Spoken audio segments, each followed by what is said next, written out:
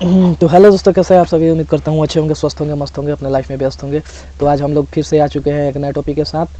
पिछले क्लास में हमने पढ़ा था वर्ल्ड वार 2 और आज हम पढ़ेंगे वर्ल्ड वार 2 के बाद से क्या हुआ था और उसके बाद से हम देखते हैं। चलिए स्टार्ट करते हैं। तो वर्ल्ड वार 2 हुआ था जिसमें हमारा यूएसए हिरोशिमा और नागासाकी पे बम गिरा दिया था, जिसके एवज में तकरीबन मतलब कि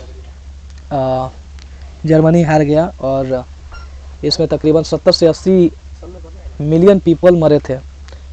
तो उसके बाद से क्या हुआ कि यूरोप और एशिया पूरा एक तरीक़ा से बर्बाद हो चुका था। हर जगह मतलब कि उसका पूरा इकोनॉमिक डाउन हो चुका था। बहुत सारे आदमी मरे, बहुत सारा बिल्डिंग और कंस्ट्रक्शन पूरा तबाह हो चुका था। और उसके बाद से फिर पूरा जो दुनिया था वो दो हिस्सों में बट गया, बड़े बड़े दो हिस्सों में बट गया। एक हिस्सा हो गया यूएसए और दूसरा हो गया सोवियत यूनियन। तो जो आज का रसिया है, अमेरिका और रसिया दो हिस्सों में, एक टाइप से आज के हिसाब से देखा जाए तो दो हिस्सों में बट गया अमेरिका और रसिया। और दोनों के बीच फिर से वो वर्ल्ड वार 2 में जो हुआ था उसको लेकर के एक कोल्ड वार दोनों के बीच छिड़ गया। यूनियन एक उसके बाद से वर्ल्ड वार 2 के बाद से एक संगठन बनाया गया था जिसको बोलते हैं यूनाइटेड नेशंस। इसको बनाया गया था कि आगे का जो फ्यूचर में जो वार होने वाला है उसको रोकने के लिए इस चीज़ को बनाया गया था। तो चलिए देखते हैं।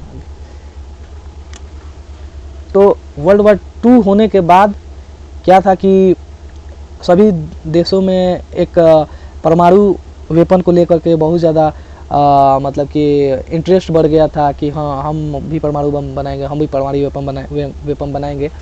तो सभी देश एक दूसरे के कंपटीशन में आ गए थे कि भाई वो मतलब कि एक तरीक़ा से देखा जाए तो सीक्रेटली वो अपने यूरेनियम को तलाश करने की कोशिश में लग गए थे।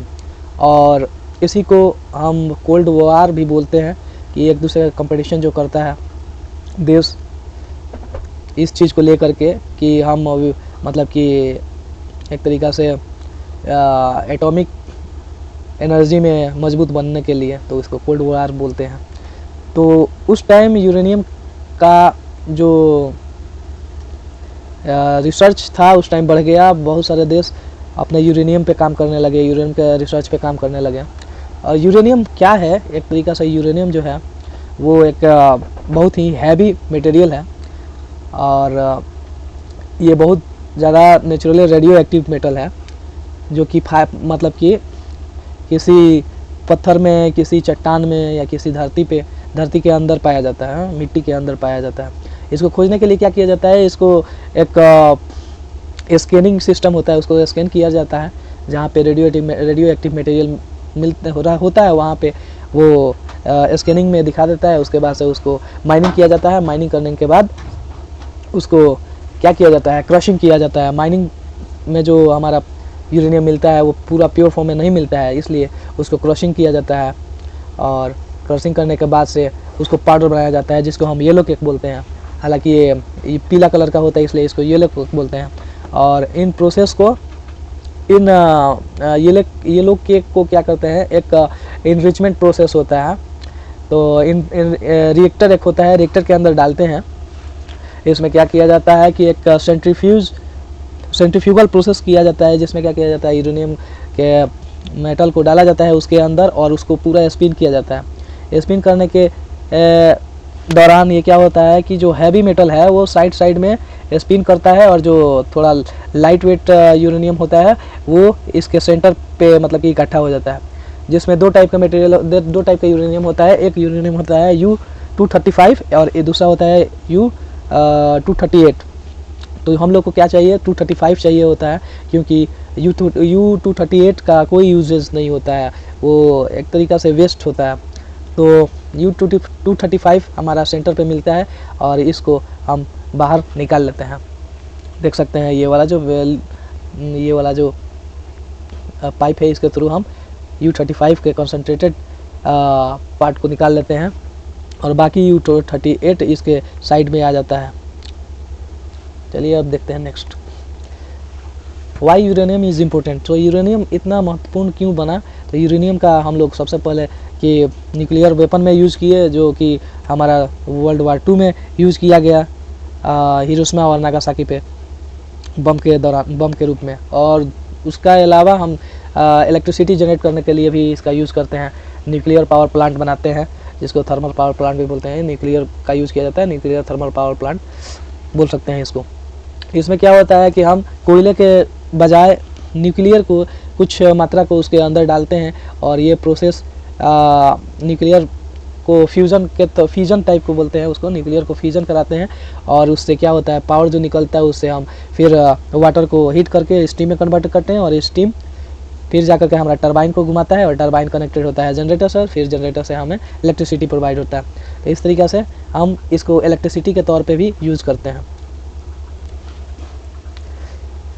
चेरनोबिल डिजास्टर एक था। क्या हुआ कि आफ्टर सेकेंड वर्ल्ड वार ये यूरेनियम तो रशिया वगैरह, मतलब सोवियत यूनियन सबसे पहले इसका ये किया, पावर प्लांट बनाया, जिसमें यूरेनियम पावर प्लांट बनाया, और इसमें एज ए फ्यूल यूरेनियम को यूज़ किया गया। मगर इसमें क्या हुआ कि एक रात कुछ टेस्ट करना था, और इस टेस्ट के दौरान क्या होता है कि इसका सिस्टम अनकंट्रोल्ड हो जाता है, और कुछ अनस्किल्ड पर्सन की वजह से ये पूरा ब्लास्ट करता है, और पूरा एक बहुत बड़ा तबाही का रूप ले लेता है, जिसमें बहुत सारे लोग, 50 लोग मारे जाते हैं इंस्टेंटली, और बाकी 1000 लोग घायल हो जाते हैं। और उसके बाद से तकरीबन 30 किलोमीटर के एरिया में जितने भी लोग रहते हैं उसको इवैक्यूएट किया जाता है, और उनको दूसरे जगह ले जा करके रखा जाता है। सब लोग प्लान कर जाते हैं, और वो पूरा एरिया सील्ड कर दिया जाता है, क्योंकि उसमें से इतना रेडिएशन निकलता है कि उसको कोई भी व्यक्ति अगर वहाँ पे, जहाँ पे उसका ब्लास्ट हुआ था वहाँ पे रहेगा, तो एक टाइप का वो डिज़ोल्व हो जाएगा, इतना डेंजर चीज़ होता है। और बाकी आफ्टर सम टाइम उसका क्या होता है, रेडिएशन फैलने लगता है, और वो बहुत बड़ा बीमारी का कारण बनता है, थ्रोट कैंसर और बहुत सारे ख़राब बीमारी का एवज मतलब कारण बनता है ये सब। तो ये हुआ था 26 अप्रैल 1986 में, और ये जगह है रशिया के एक यूक्रेन है, यूक्रेन में प्रीपियाट जगह, वहीं पे ये घटना घटा था, जिसके बाद वहाँ पे आज भी आदमी वहाँ पे नहीं रहता है। वैसे प्रिकॉशन लेकर के कुछ दूरी तक जा कर के आदमी देख सकता है, मगर वहाँ के सामान को नहीं टच करना है। अभी तक वहाँ पे वाइल्ड जानवर वगैरह मतलब कि फिर से स्टार्ट हो गए हैं, वहाँ पे लिविंग थिंग्स हो रहा है, मगर पहले के जैसा तो नहीं है, क्योंकि इतना ज़्यादा ये इफ़ेक्टेड है कि यहाँ पे जीवन एक तरीक़ा से मुमकिन नहीं है, नॉर्मल लाइफ नहीं मुमकिन है। तो ये रहा आज का सेशंस। इसमें हम संक्षिप्त रूप में देखें कि क्या यूरेनियम होता है, कितना डेंजर होता है, कितना इफ़ेक्टिव होता है, और इसको इतना इम्पोर्टेंट क्यों माना जा रहा है। आज भी देख लीजिए, ईरान का जो अभी न्यूज़ चलता है उसमें यूरेनियम इनरिचमेंट का जिक्र होता है, और यूरेनियम का ये ईरान इनरिचमेंट कर रहा है, जिसको अभी अमेरिका रोकने पे तुला हुआ है। मगर देखिए क्या होता है, अगर इनरिचमेंट कर लेगा ईरान तो फिर वो भी न्यूक्लियर वेपन बनाएगा, परमाणु बम बनाएगा, उसके बाद से वो भी सेफ रहेगा। तो आज के दौर में देखा जाए तो टेक्निकल फॉर्म में ये यूज़ किया जा रहा है, अपना आर्मी फोर्स के तौर पे समझिए, अपना सेफ्टी के तौर पे समझिए, इसको यूज़ किया जा रहा है। और ये इतना डेंजर है कि कहीं भी गिरा दिया जाए तो वो पूरा डिस्ट्रॉय कर देता है। चलिए ठीक है, मिलते हैं किसी नेक्स्ट एपिसोड में, किसी नेक्स्ट क्लास में। तब तक के लिए बाय।